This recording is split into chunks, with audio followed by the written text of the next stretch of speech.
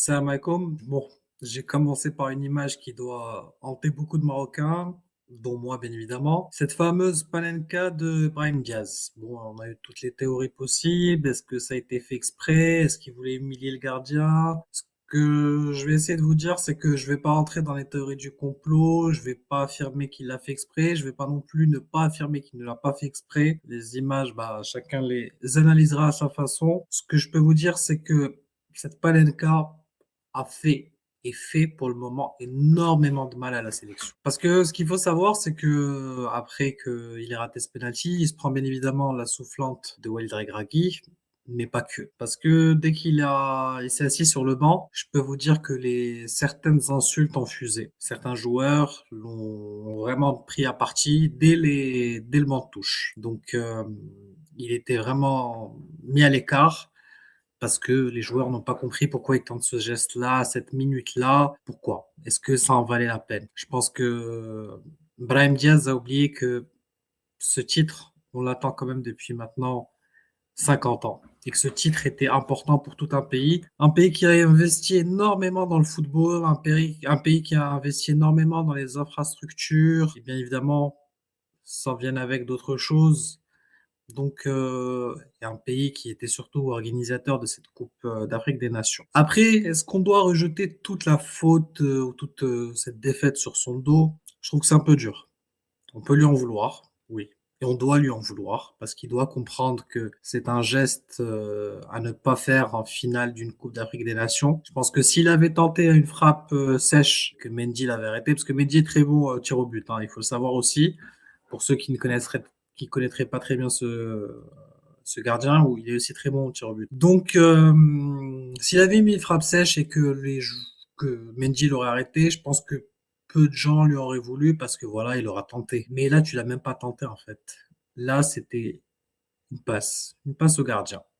C'était, c'était ça. Donc après, théorie du complot ou pas, je peux vous dire que les joueurs l'ont eu très mauvaise juste après le coup de sifflet final. Donc, et déjà dès qu'il est rentré au vestiaire, ça s'est mal passé avec quelques éléments. Il s'est excusé à tout le groupe, etc.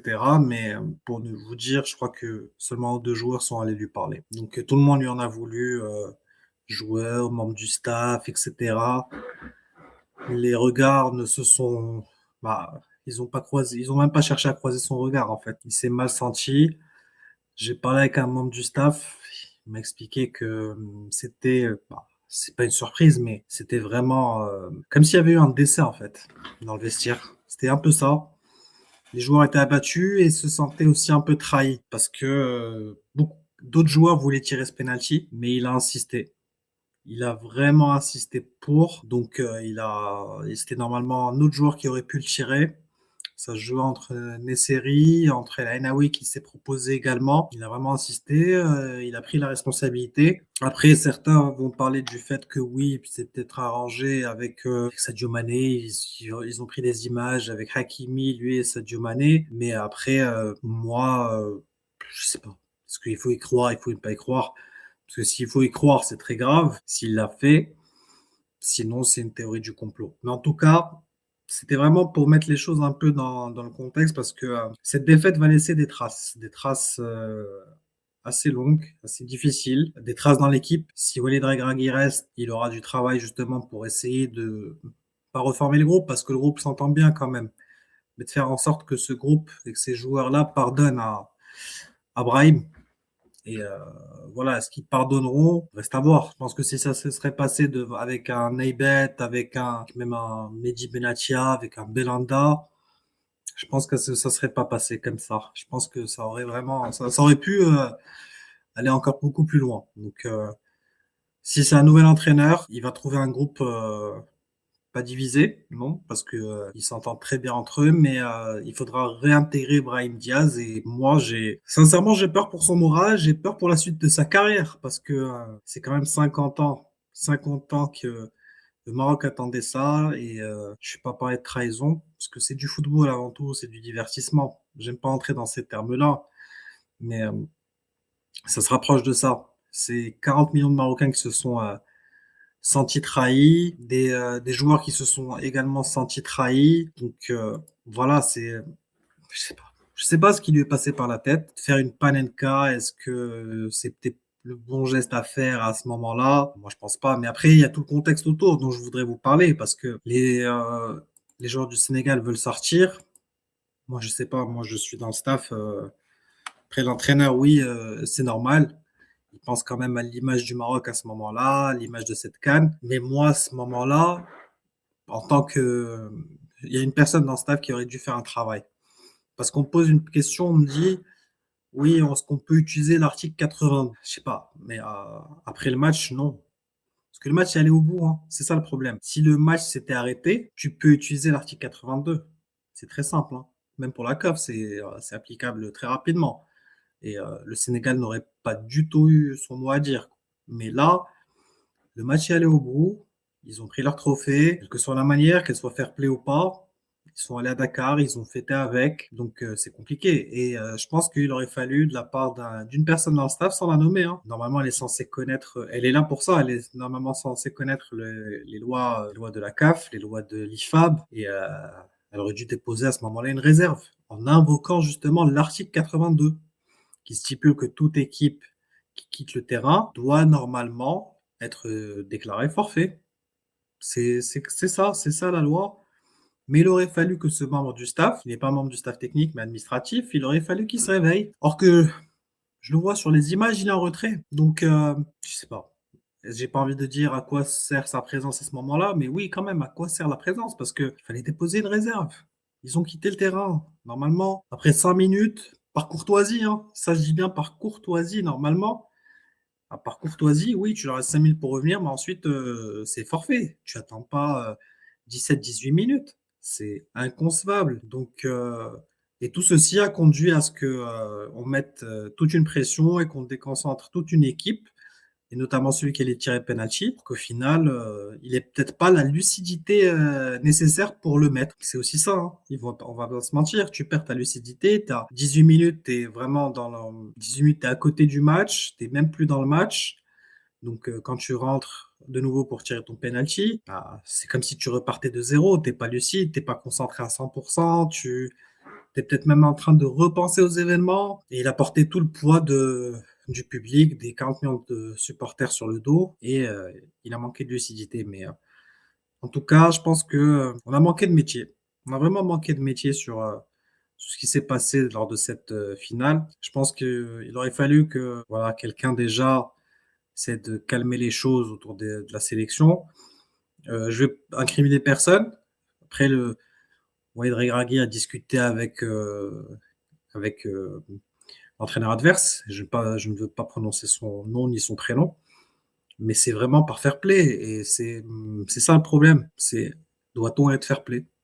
Normalement, oui, quand on parle à quelqu'un, donc lui, il le fait, il a raison de le faire à ce moment-là, c'est parce que tu penses avant tout à l'image, parce que imaginez 30 secondes l'impact qu'aurait eu une finale arrêtée de cette façon, parce que le discours aujourd'hui, ce serait ils ont pris leur canne sur tapis vert, et avec toutes les fake news qu'on a sorties, corruption d'arbitre, favoritisme, Grégory Schneider qui en a remis une couche, Romain Molina qui en remet une couche, des médias sénégalais qui en remettent aussi une couche. Donc, on a tout ça qui revient en se fait dans la tête et tu te dis, je peux pas l'apprendre comme ça. Faut se mettre à, parce que quand vous êtes sur un terrain de football, vous êtes dans un état second, hein. Vous êtes même pas dans l'état d'un supporter. Vous êtes dans un état second où vous êtes vraiment dans un autre monde. C'est même plus le monde où vous êtes vous, hein, en tant que supporter. C'est un autre monde. Vous demandez quelle est la bonne solution, qu'est-ce que je dois faire.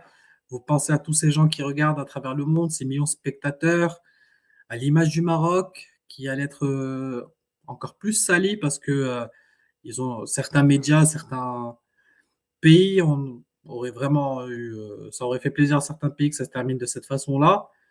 Donc il fallait quand même que quelques membres du staff essaient de convaincre, de calmer les choses. C'était vraiment l'objectif, hein, c'était vraiment de calmer les choses. Mais je pense que on doit avoir plus de vis. On doit vraiment avoir plus de vis parce qu'en Afrique, c'est comme ça que ça fonctionne. Je pense qu'un Algérien, un Tunisien, Égyptien, Sénégalais même, n'aurait pas raté cette occasion. T'aurais eu, ils auraient peut-être même poussé l'équipe adverse à rentrer au vestiaire et les accompagner pour leur dire voilà, allez-y, merci, nous on va prendre la coupe, prenez votre douche, hein. Ça se serait passé comme ça au final.